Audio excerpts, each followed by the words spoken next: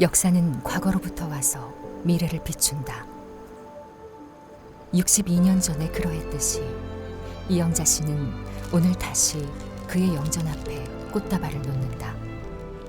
김주열, 그의 죽음은 대한민국의 오늘에 어떤 영향을 주었을까? 이분의 그 시신의 그 비참한 떠오름이 대한민국의 역사, 민주화 역사를 바꾼 게 아닌가. 그 62년 전에 김주일 그 열사의 그 처참한 시신 앞에 꽃다발을 바칠 때 19살 홍한의 아가씨가 천여 학생이 딱 62년 만이죠.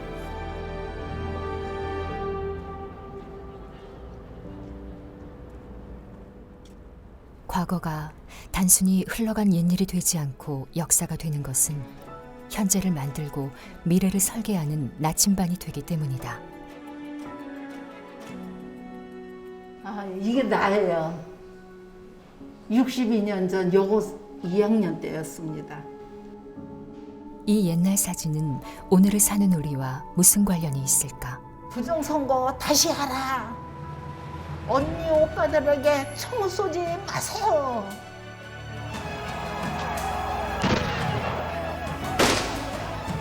찌리 하면서 막 착 발이 지도 모르게 막 발이 탁 피 올라가지고 고마 흰 카바 신었는데 피가 철철철철 나는 게 그래서 내가 총 맞았다.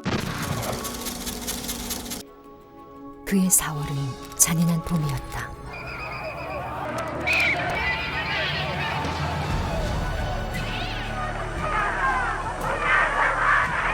독재와 불의에 항거하며 학생들이 거리로 나왔다.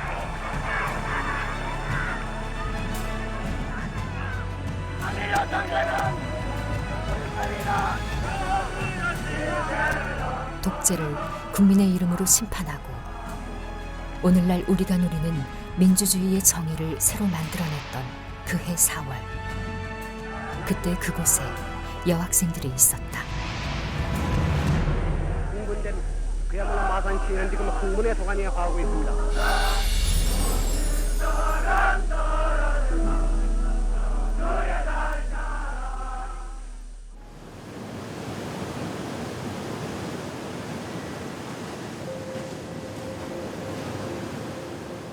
끊임없이 밀려드는 파도가 바위를 깎듯 수많은 사람들이 노도와 같이 밀려들어 역사의 물줄기를 바꾸던 때가 있었다.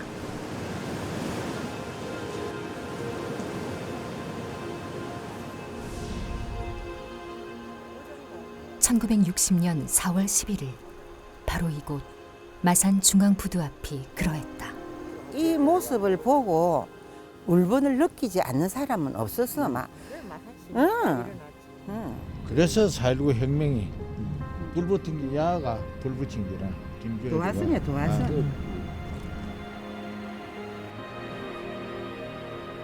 당시 고등학교 3학년이었던 이들에겐 결코 잊을 수 없는 얼굴이 있다. 다리에 돌을 매단 채 바다에 던져졌던 소년 김주열이다. 이 체류탄은 이렇게 박혀 있지요. 몸은 27일 퉁퉁 부르지요. 어쩌면 이럴 수가 있느냐고. 그때 그 시신의 모습을 보고 울분할 사람 아무도 없어요. 바로 도립병원이 바로 여기거든요. 길 건너 저짝이니까 도립병원으로 안치한다 하더라고요. 그간 시민들도 인산인해고 어쨌든 그 모습을 보고 막 처음부터 울고불고 야단났지. 흥분해서. 이럴 수가 있나? 이렇게 비참하게 사람을 죽일 수 있나? 울분이 찼죠. 그래서 돌아 나오면서 거기 모였던 사람들하고 함께 거리를 이제 행진을 하기 시작을 했습니다. 마산의 학생과 시민들은 분노했다. 3월 15일 선거일에 실종되었던 김주열이 한 달 만에 주검으로 떠오름으로써 독재 정권의 실상을 세상에 알린 것이다. 그의 처참한 죽음 앞에 여학생들도 거리로 나섰다.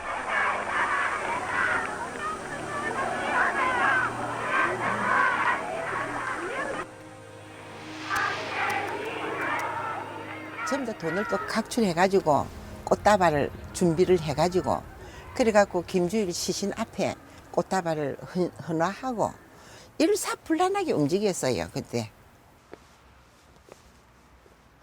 그렇다면 마산시내 학생 시위는 어떻게 조직됐던 것일까? 당시 고등학교 3학년이었던 이영자 씨는 학도 호국단 대대장 출신이다. 쫙 그것도 뭐 빛나는 호국단 학도 호국단 예예 하고 막 이래 하는 훈련을 했어요. 그 시신이 올랐다는 시를 듣고 마산 학도 호국단 회의를 밤에 개최를 했거든요. 그 중국집에 이래 우리가 집합을 해가지고 이 우리 시신을 봤다. 우리 학생들이 이걸 그냥 있으면은 우리는 대한민국 국민이 아니다. 내일 분기하자. 학생들은 학도 호국단 노래를 부르며 시위에 나섰다.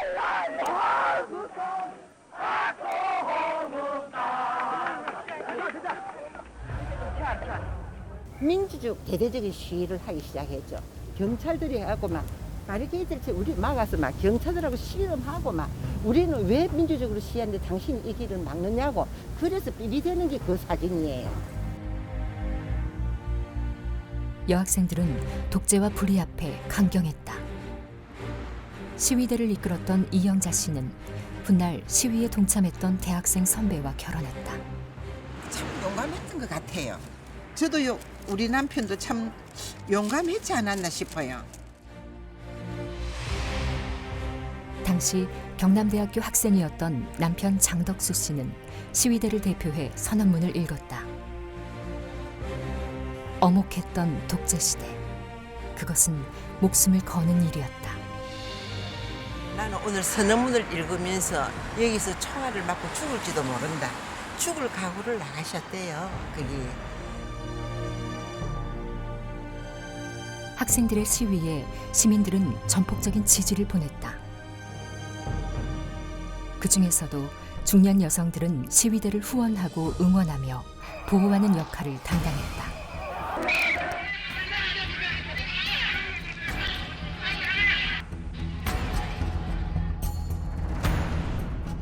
1960년 4월 12일자 미국 국무부 보고서에서는 여학생들의 시위 참여에 주목하면서 중년 여성들의 역할이 놀랍다고 보고했다. 그 제2차 마산 항쟁이 4월 혁명의 중요한 분수령을 이루는데 그 과정에서 여성들이 대단히 두드러진 역할을 했다라고 볼 수 있습니다. 그해 4월 마산에서 시작된 저항의 불씨는 점차 서울로 번지고 있었다. 당시 대학교 1학년이었던 오경자 씨는 그의 치열했던 봄을 잊을 수가 없다. 고등학교 시절 그녀 역시 학도 호국단 출신이었다.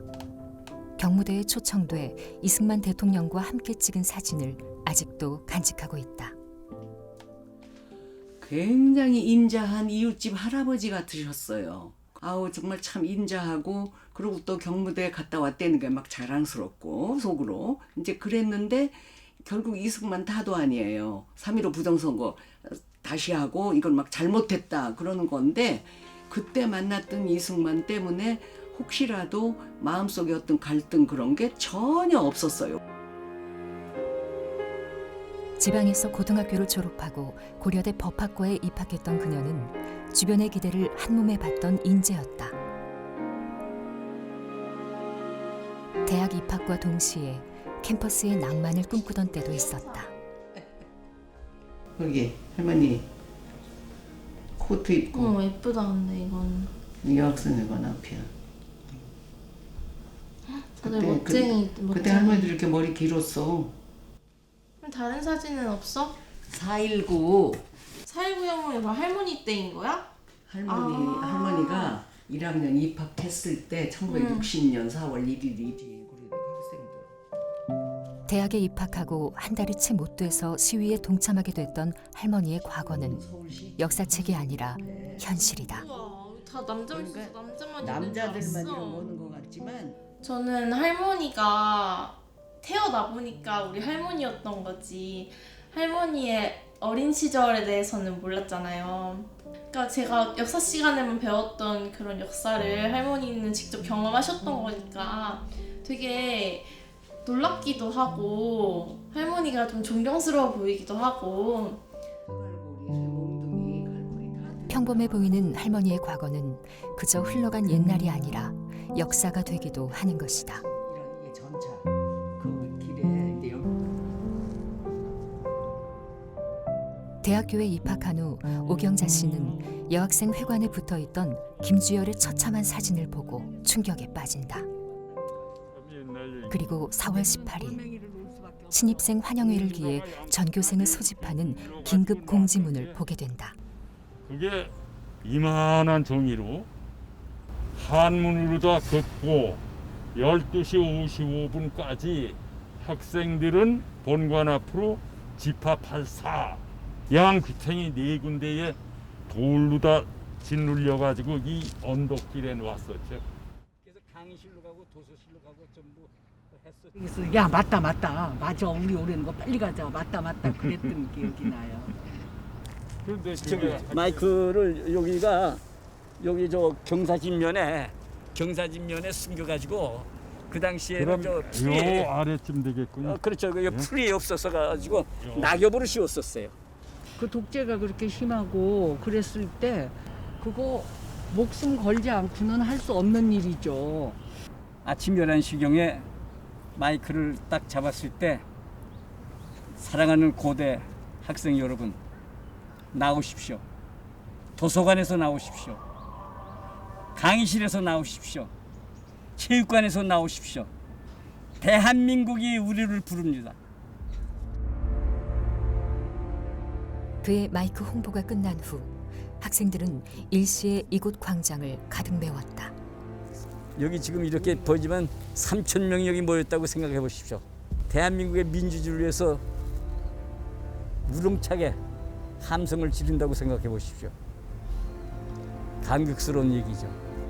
당시 신입생 환영회에서는 수건을 나눠줬다. 그랬더니 누가 시키지도 않았는데 자연적으로 그냥 모든 학생들이 이거를 갖다가 전부 머리에 그냥 고대가 나오도록 이렇게 해서 동여매더라고요. 민주역적 몰아내자. 3.15 부정선거 다시 하라. 자유, 정의, 진리 드높시자 하면서 국회의사당 앞으로 양쪽으로 스크럼전 학생들이 다 몰려나갔죠. 그냥. 경찰이 밀리고 시위대가 마지막 저지선에 다다랐을 때였다.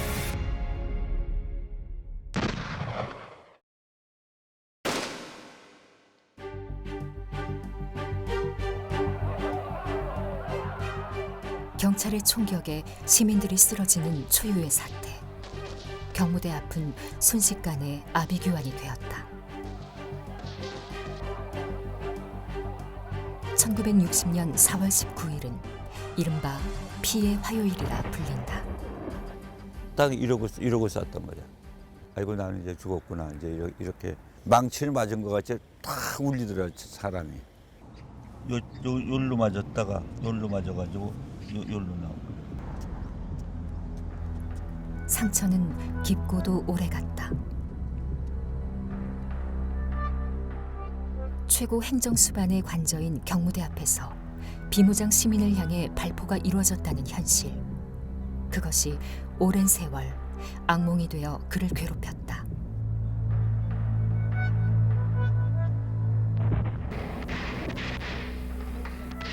이날 경무대 앞에서만 21명이 사망하고 172명이 부상을 당했다.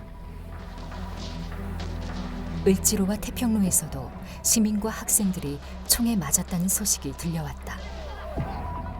찝차 같은 거, 시발차 모양의 그 차의 본네트 위에 사람이 이렇게 눕혀져 있고 팔이 그 밑으로 흔들흔들하면서 피가 뚝뚝뚝뚝 떨어지면서 옆으로 지나가요. 이게 막 뚝뚝 흘리면서 지나가니까 피를 보면은 사람이 흥분한다는 걸 그때 실감했어요.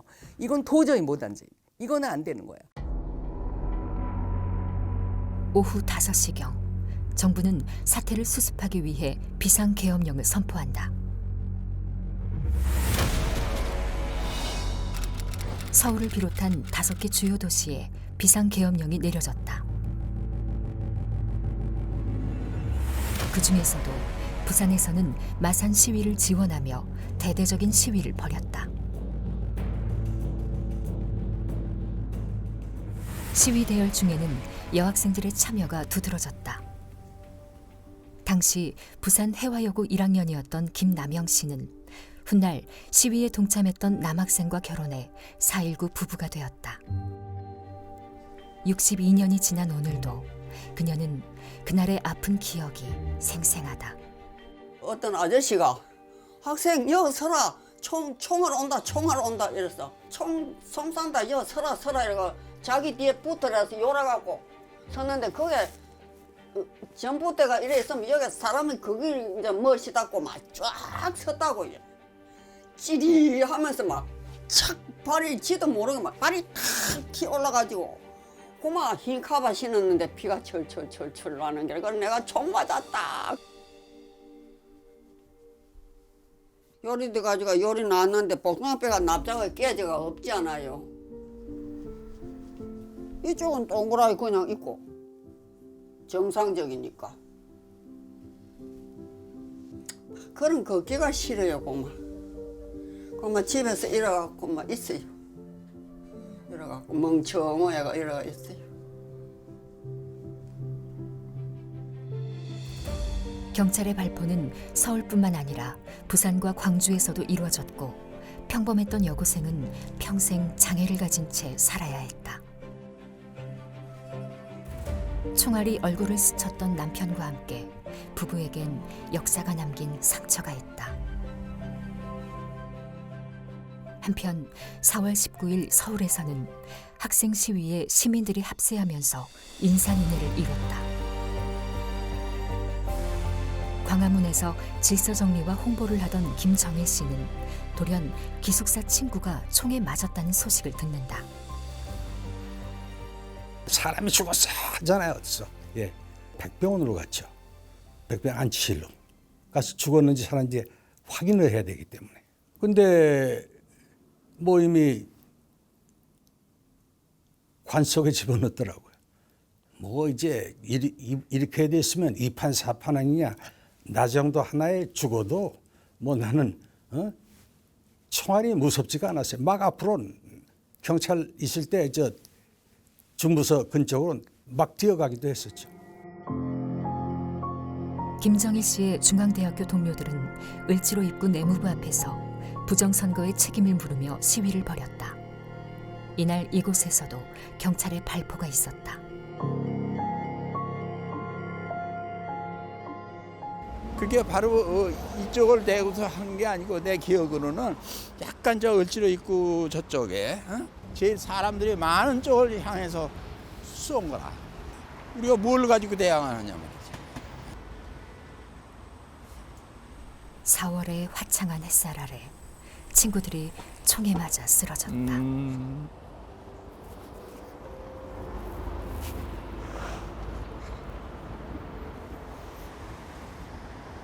내 나라 내 정부가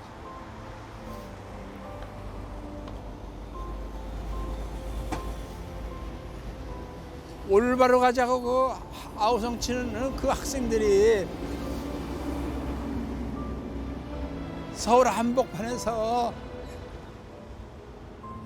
총을 맞아 죽었다는 게 참 말할 수가 없을 그런 비극 중의 비극이에요.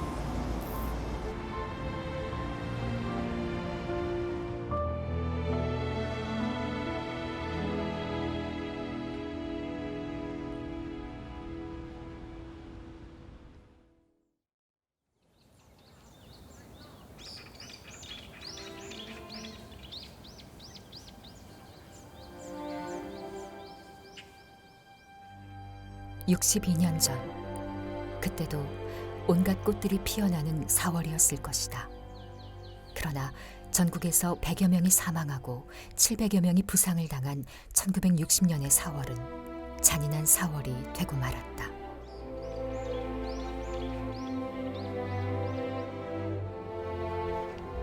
그때 아깝게 쓰러져간 인재들 중에는 중학교 2학년 여학생도 있었다.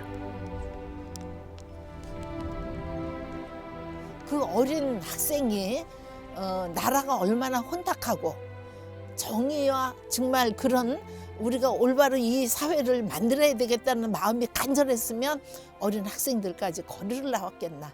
어머니한테 남긴 편지. 그것 때문에 많이 눈물을 흘렸어요. 진짜 많은 사람이 눈물을 흘렸고 나도 그거를 읽을 적마다 눈물이 나요.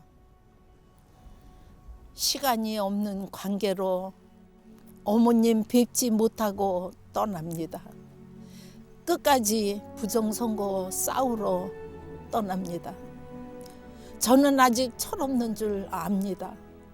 그러나 국가와 민족을 위하는 길이 어떻다는 걸 알고 있습니다. 거듭 말씀드리지만 저의 목숨은 이미 바치려고 결심했습니다. 시간이 없는 관계로 이만 그치겠습니다.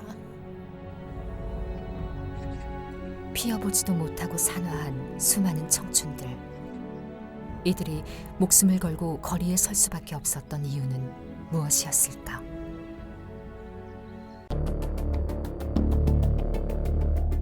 이승만 후보는 전국 순회 유세에 나서는 반면 민주당 부통령 후보 장면의 유세장에 학생들이 가지 못하도록 일요일에 강제 등교시키는 일도 있었다. 드디어 3월 15일 정부통령 선거가 실시됐다. 이날 선거에서는 기상천외한 부정행위가 속출했다. 3인조, 5인조 해가지고 이렇게 조를 짜가지고 서로 그것을 공개하면서 투표하고 투표함에 넣도록 하는 그런 거. 개표 과정에서도 투표함이 바꿔치고 말이지. 그랬었어요 당시. 고마 집 앞에 고무신하고 비누하고 돈봉투 하나 비누 밑에다가 이어놓고 가면 돈을 받고 어찌 안 찍어주노? 돈을 받아서 찍어줘야 안 되나? 그래가 계속 밀려온 게 부정선거가 대비선입니다. 1960년 당시 20대 초반이었던 오무선 씨는 3.15 부정선거의 실상을 누구보다 잘 알고 있다. 투표 참관인이었던 남편에게 부정선거의 실상을 낱낱이 들었기 때문이다.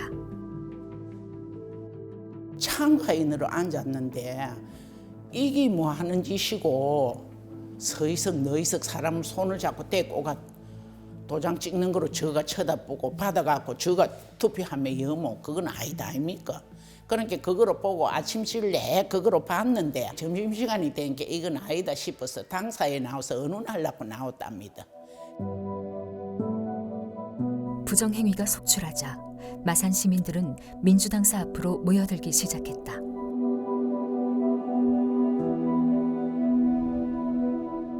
부정선거를 그대로 보고만 있을 수는 없지 않느냐는 것이었고 그들 중에는 당시 고등학교 3학년 이춘우 씨도 있었다.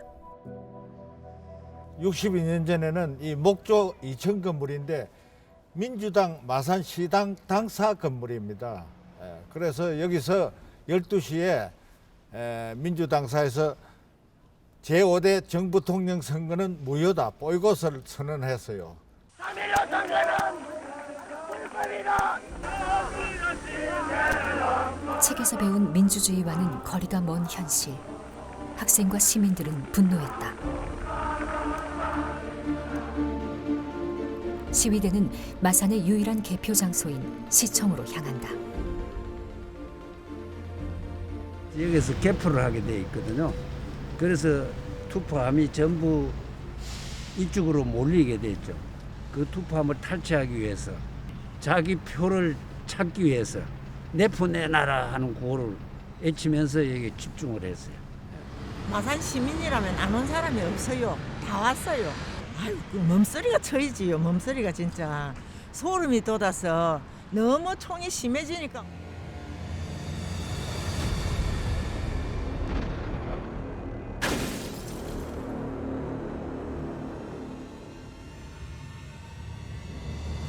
저녁 8시경 소방차가 전신주를 들이받는 순간 마산시 일원은 어둠 속에 잠겼고 암흑 속에서 총소리와 함께 비명소리가 들렸다.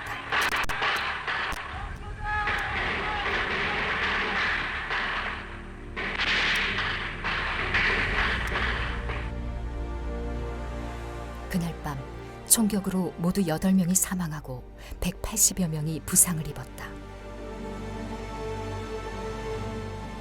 1차와 2차로 이어진 마산의거 기간 동안 학생들이 가장 많이 희생됐다. 이 학생들이 너무 억울합니다. 이 학생들 때문에서 더 추모제로 지내주고 싶고 어떤 일이 있어도 내가 안 빠지고 해야 되겠다 하는 그런 생각에 열심히 하고 있습니다.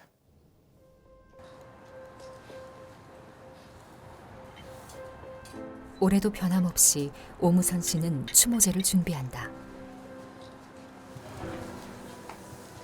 벌써 20년째 손수 만든 음식들로 정성껏 제사상을 마련해오고 있다. 3.15 의거에 참여했던 남편이 고문 후유증으로 고생하다 20년 전 세상을 떠난 후 그녀는 3.15 의거 유가족들을 대표해 추모제를 주관하고 있다. 술은 이제 안 하고 차로 받아가 올리고 학생들이기 때문에 술로 못 먹는다 이럴 때가. 함교 민주열사 추모제를 시작하겠습니다. 1차와 2차에 걸친 3.15 의거 전체 희생자는 모두 12명. 그중에 10명이 학생이다.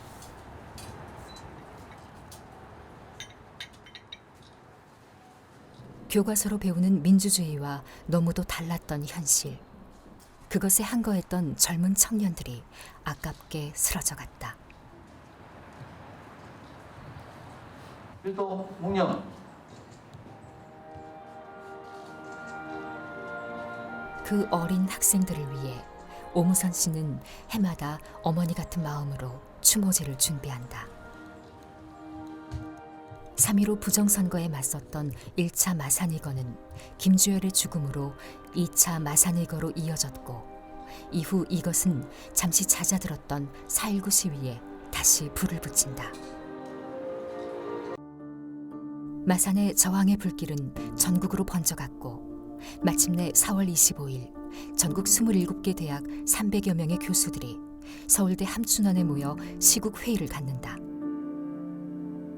교수단은 14개 항의 시국 선언문을 채택하고 거리로 나왔다. 교수단 시위의 플랜카드에는 학생의 피해 보답하라 라고 돼 있고 그리고 그날 발표된 결의문에는 대통령과 현 정부의 책임자들은 물러가라 뭐 이런 식으로 나와 있어요. 4월 혁명은 맨 처음에 부정선거에 항의하는 시위로 됐다가 사람들이 막 탄압을 받아서 죽고 그러니까 결국 이승만 정권 퇴진운동으로 갔는데 그거를 보통 이제 4월 25일 교수단 시위를 기점으로 그렇게 됐다라고 보고 있습니다. 같은 날 마산에서는 교수단 시위보다 2시간 앞선 오후 1시경 부림시장 인근 강남극장 앞에서 할머니 3천여 명이 모여 시위를 벌인다. 오무선 씨는 당시 현장을 목격했다. 지금 이 자리가 강남극장이거든. 여기가 할머니들이 막 흰 옷을 입고 허리다가 메고 호명이 들고 방명이 들고 그리 가는 걸 봤어.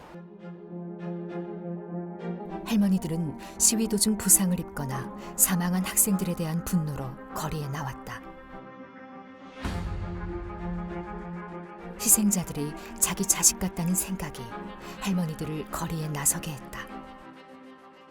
한 마음으로 똘똘 뭉치가 나온 기라 그래갖고 자기 자식 같은 마음으로 그래 안 하면 그래 되겠습니까? 거기 3천 명이라 하는 그런 할머니들이 다 키워가지고 그래 비명에 그렇게 가면 얼마나 마음이 아프겠습니까? 아무 상관도 없는데 보는 사람들도 막 같이 눈물이 나고 그래.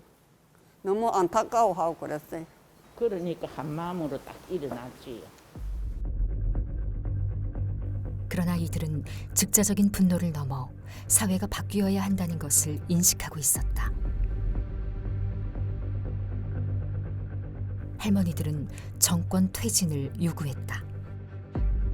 플랜카드에 쓰여 있는 게 죽은 학생 책임지고 이 대통령 물러가라라는 얘기였어요. 근데 우리가 대통령 물러가라 이렇게 얘기하는 거하고 실명을 거론하는 거하고 이게 또 다르거든요.